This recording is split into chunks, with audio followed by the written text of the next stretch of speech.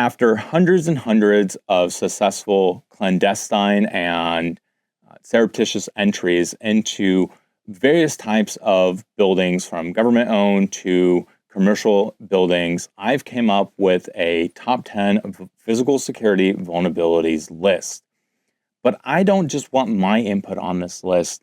I want the community's input on this list.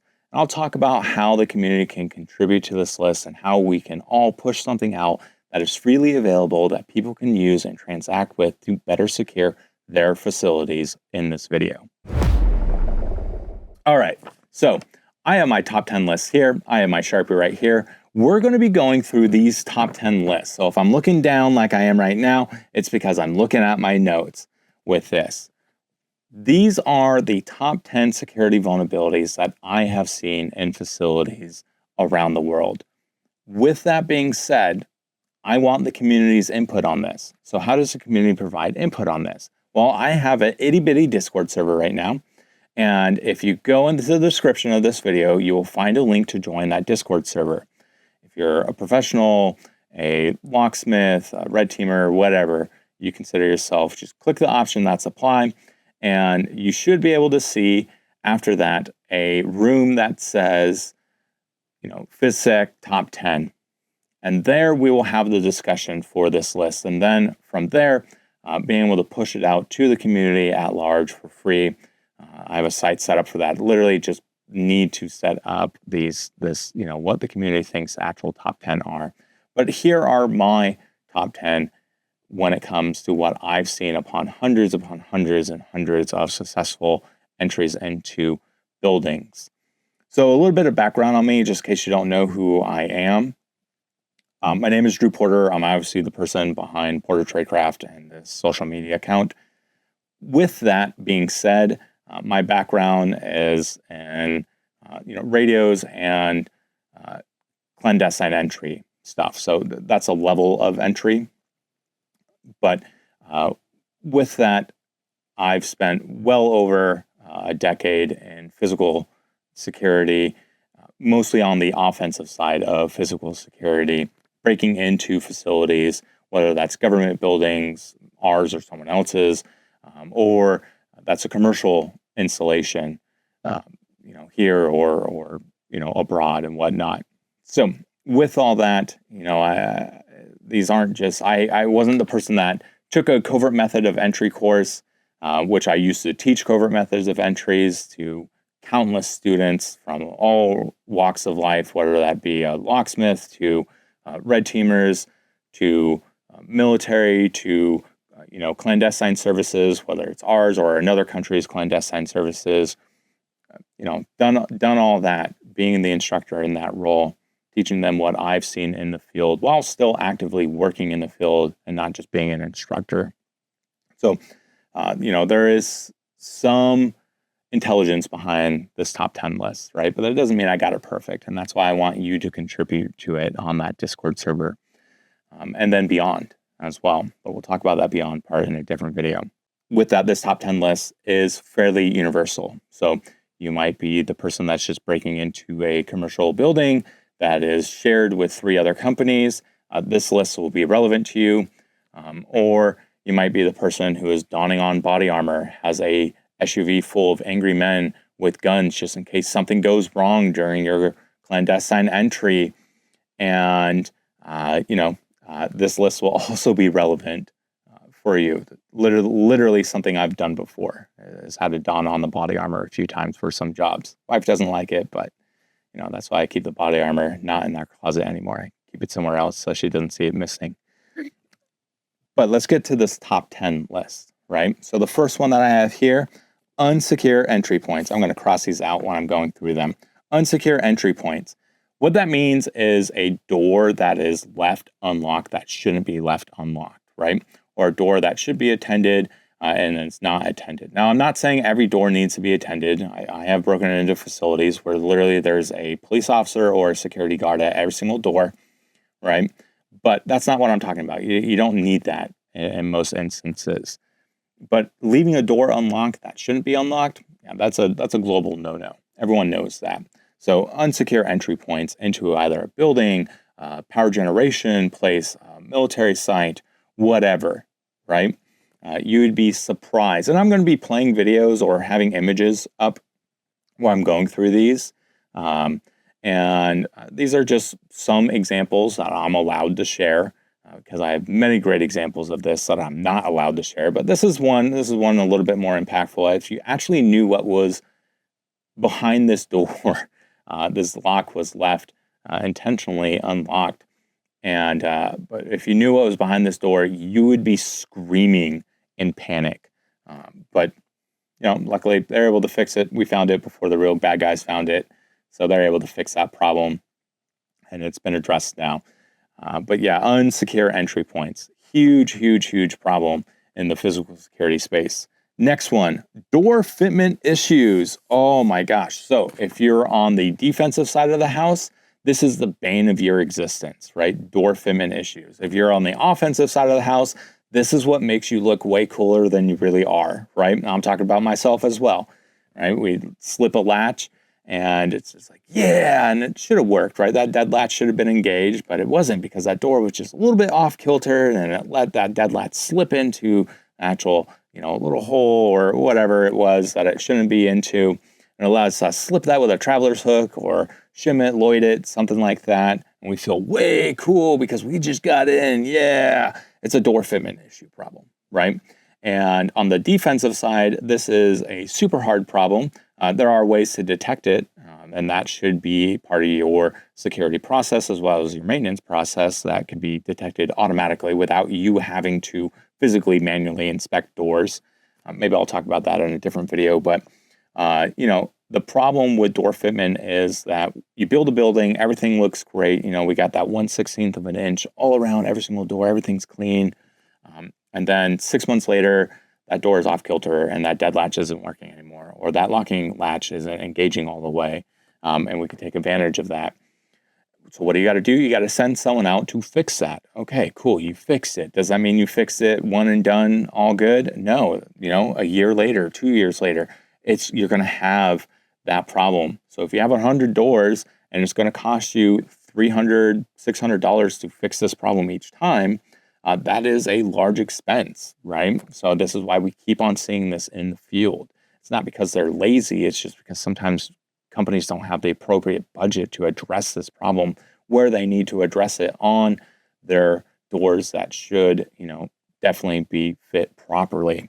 But door fitment issues. Number 3, inadequate access control. Now, when we talk about access control, a lot of times when we hear that word, we think about RFID. And RFID is definitely part of access control, but physical locks are also part of access control.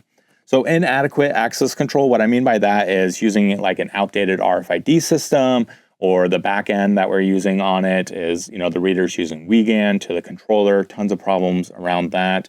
Or it's using OSDP and an insecure deployment, tons of problems around that. Or they're using a lock and, behind the door is a whole bunch of nuclear material.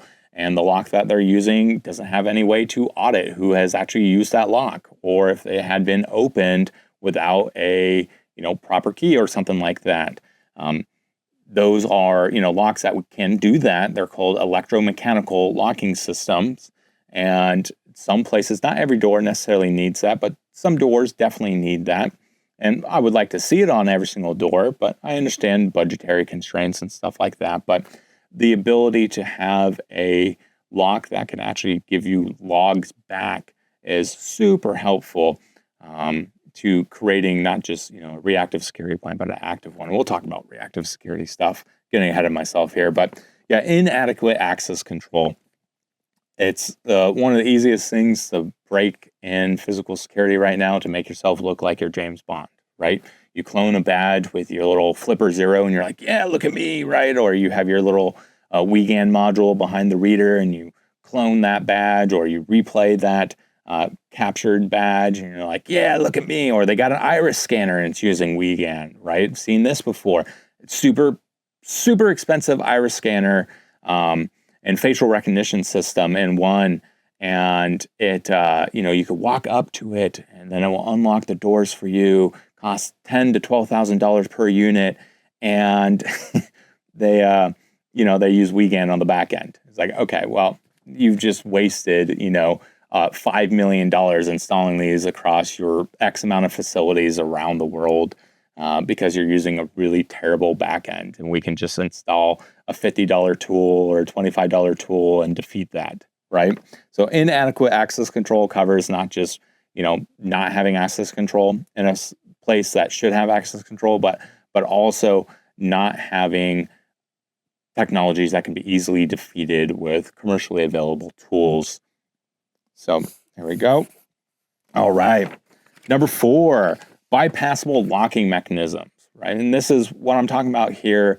It's not necessarily the lock itself, but the mechanism that the lock might engage with, right? So an Adams Wright mechanism or a Lockwood locking mechanism or something like that. Not saying that Lockwood has this problem. I would just gave a company example. Okay, we'll put Schlage in there, right? They're commercial mortise locking systems and stuff like that. They might have a problem because the cores that they put in the mortise cylinders that they put in them actually are broached all the way through, and we could put little push wires through there, right? But the Adams Wright or even the American 1100 lock, that has a bypass that is well known around the world, right? You can watch a McNally video or a lockpicking lawyer video, and they'll show you tons of examples of this lock being bypassed. But bypassable locking mechanisms, whether it's poor design or just not just having something where it shouldn't be, or I guess it all comes back down to poor design, or just not knowing on the design, right? You could still have poor design, but it couldn't be malicious or it couldn't be put in there because they're like, oh yeah, we need to save a few pennies. They just may not have known. It still becomes a bypassable locking mechanism, and it's something that you have to look out for and you don't want at your facility, though we see it all the time. Even mechanisms that people think aren't bypassable, we got custom bypasses for them, and they're like, oh my gosh, I didn't know. So insecure locks. Now, when I say about insecure locks, I'm not talking about a lock that, a secure lock is a lock that can't be picked. That's not what I'm talking about in this situation. Insecure locks is using a lock that doesn't meet the security requirement that it should in an area that it's trying to protect, right? So your master number 3 lock on a, tool shed or a garden shed in your backyard, probably acceptable, right? Your master number 3 lock on the gate of a major substation that's providing, not just distribution, but other functions to other parts of the state, not acceptable, right? One that I actually saw is I saw a side gate on a power generation station that was using a Master 175. And if you don't know, just look up like lockpicking lawyer, Master 175, or whatever, and you'll find videos of the Master 175 bypass.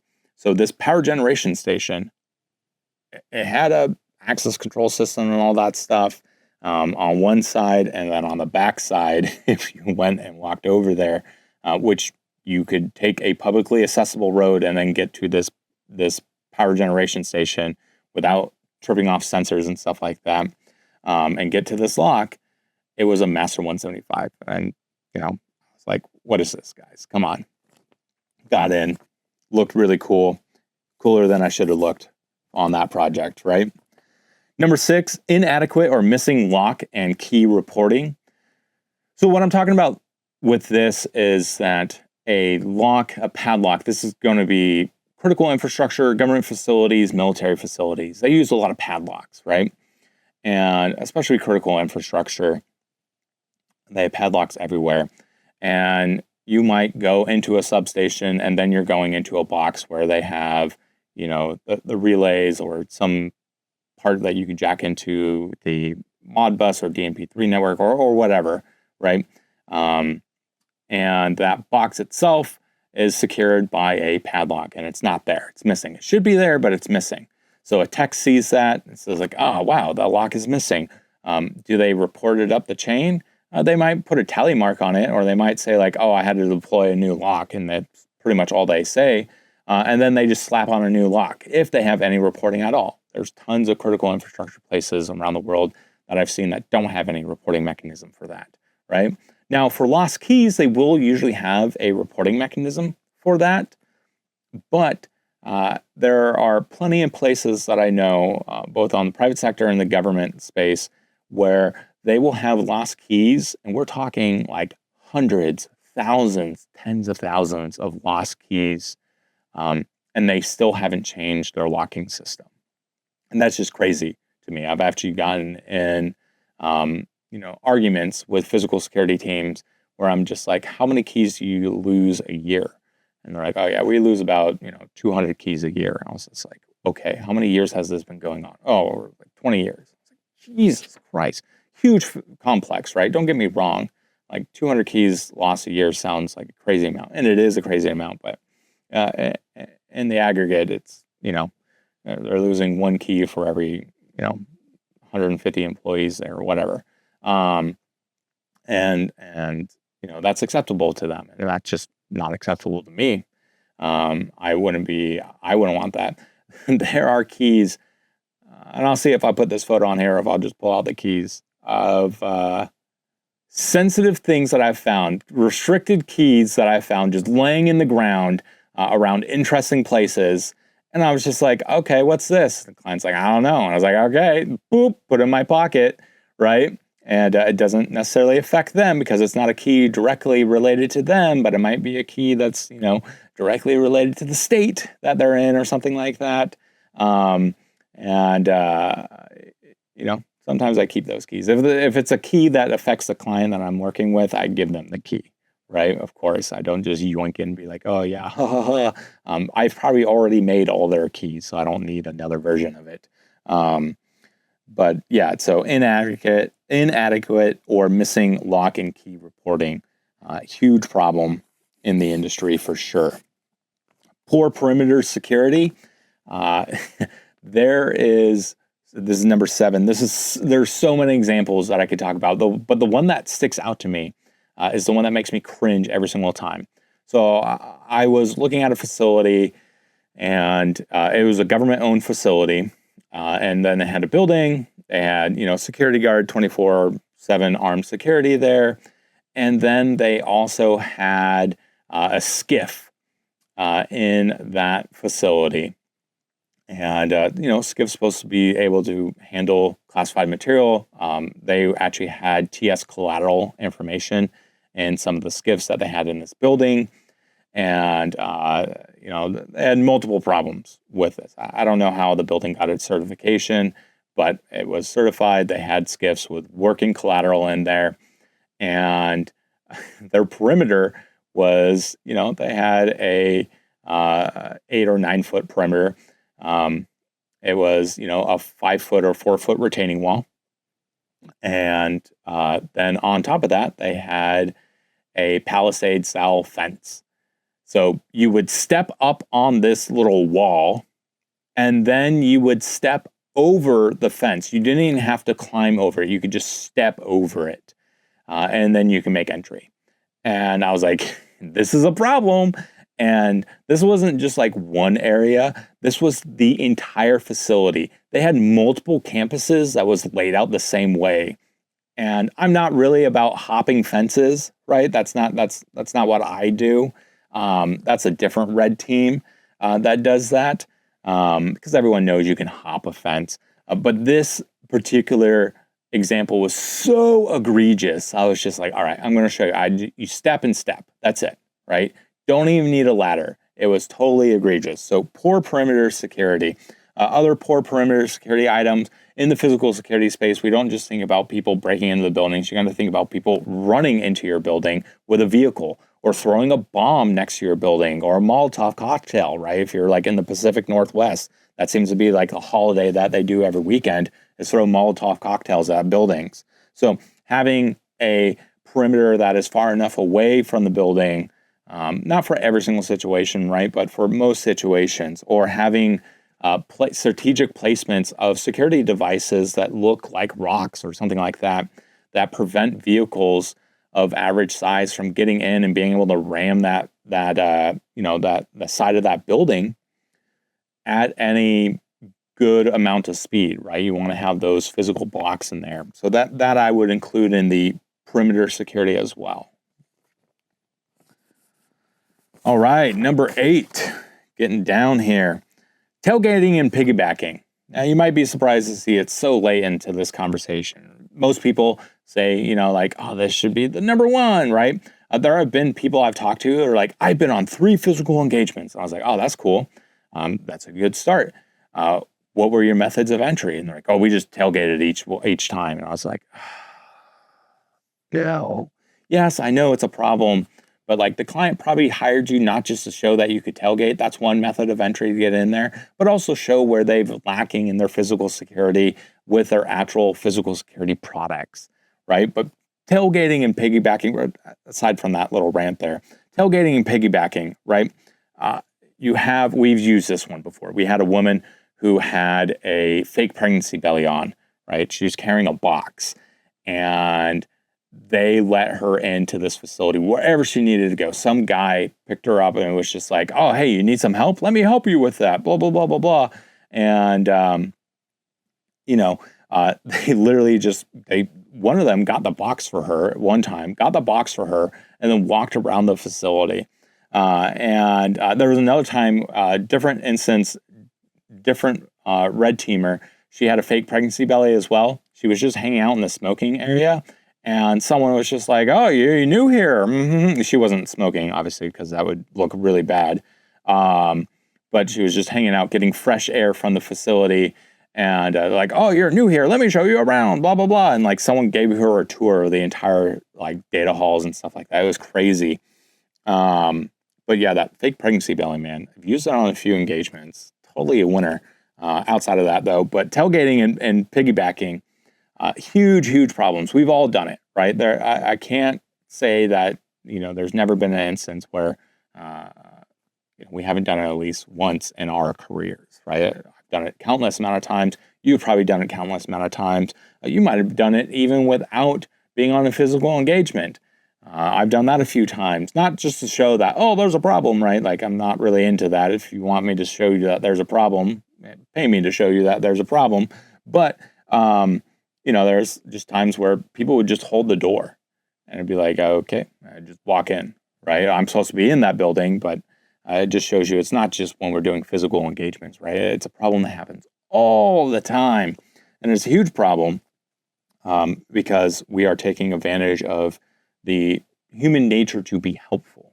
People want to be helpful and be recognized that they are helpful. So we're taking advantage of that. And it's a huge problem. That's why it's on this top 10 list. Number 9, a reactive security plan.